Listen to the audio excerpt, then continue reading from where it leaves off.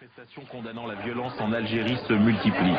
Matoub Lounès, quant à lui, n'a jamais baissé les bras devant le fondamentalisme.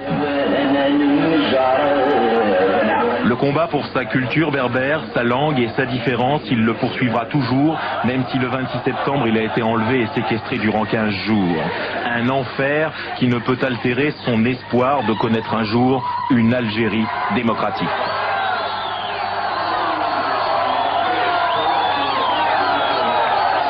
Voilà, Lounès Matoub qui est avec nous. Je précise que Lounès c'est votre prénom et Matoub votre nom. On peut le prononcer de manière différente. Lounès c'est le prénom, voilà. Matoub c'est le nom. On peut dire que vous êtes un miraculé. Vous avez passé plus de 15 jours en détention après avoir été quasi condamné à mort. Malheureusement, mais avant tout je tiens à rendre un vibrant hommage à toutes les familles des victimes, soit algériennes ou internationales ou étrangères.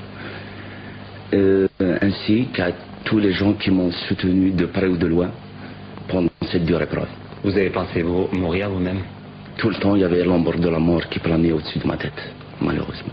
Là, par exemple, on vous a annoncé pendant votre détention la mort de Cheb Hasni. 3 jours après ma détention, ils m'ont appris que Cheb Hasni était mort. Donc, j'avais peur. Je me suis dit que c'était fini pour moi cette fois-ci, que j'avais perdu certaines chances, certaines visions d'espoir de revenir à la vie libre, à la vie de tous les jours. Quand vous dites on, c'était les islamistes? C'était les affirmatifs, c'était les gens du GIA, c'est les groupes islamiques armés, c'est des gens notoirement connus par les services de sécurité, par les gens. D'ailleurs, ils n'ont jamais essayé de cacher leur visage à n'importe quel moment. Ils vous ont quand même relâché, à votre avis pour quelle raison? Ils m'ont relâché. Ce n'est qu'après que je les suis parce que j'ai été coupé du monde extérieur. Ils m'ont relâché grâce à cet appui, à cette énorme solidarité, soit en Algérie ou dans le monde entier. Il faut dire que vous êtes très connu en Algérie, vous êtes un chanteur populaire qui est très apprécié notamment chez les Kabyles bien sûr, mais chez les Berbères et d'une manière générale chez tous les Algériens. Je ne pourrais pas parler de moi-même, je préfère laisser le soin aux gens de parler de moi. Quant à être connu, je pense être connu chez moi, mais je n'ai pas mesuré cette dimension, cette envergure quoi, et me concernant. Vous prétendez ne pas parler pour vous, mais vos chansons parlent pour vous. Et vos chansons ont un message pour vous, un message...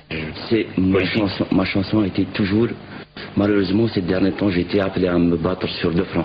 Je me bats contre le pouvoir et contre les intégristes.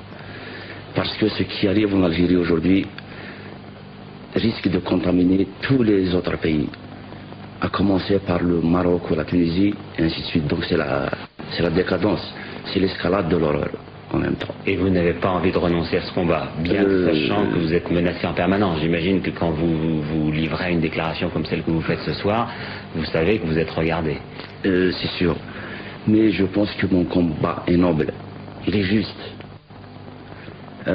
Mourir pour cette noble cause ne sera pas un sacrifice en vain. Donc je continuerai à me battre, davantage encore.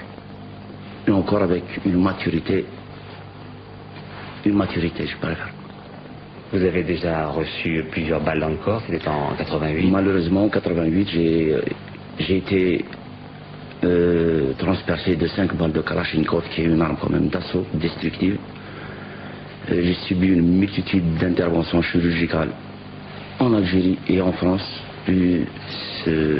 exactement à l'hôpital Beaujean à Clichy. Suite à ces blessures d'octobre, bien plus tard, j'ai été poignardé dans l'enceinte même d'une brigade de gendarmerie pas loin de ma localité. Et ensuite est venue cette horreur. Parce que ce n'est pas que j'ai souffert physiquement, parce que c'est pas l'escalade de l'Himalaya sans grappin ou crampon.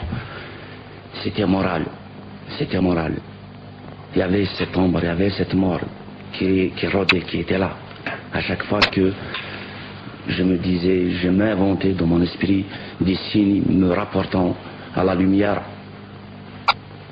vite, c'est balayé par cette horreur. C'est comme l'épée de Damoclès qui est suspendue au-dessus de ma tête, qui descendait au fur et à mesure que le temps passait. Donc j'étais mort plusieurs fois durant cette incarcération. Et vous pensez que c'est l'idée du fondamentalisme qui justement souhaite terroriser un peu les Algériens, enfin tous ceux qui pensent, qui s'exprimaient jusqu'alors et qui sont aujourd'hui menacés et pour certains exécutés? Malheureusement, c'est cette triste réalité. Ces gens sont prêts à tout. Pour eux, la mort n'a pas de sens. Ce bas monde n'est que foutaise. Je m'excuse de ce mot, mais pour nous, comme disait un dicton ancien, cette vie ne vaut rien, mais rien ne vaut une vie. Younes Matoug, je vous remercie beaucoup pour ce témoignage et je rappelle que justement, pour ce que vous avez dit, pour ce que vous avez chanté, vous allez recevoir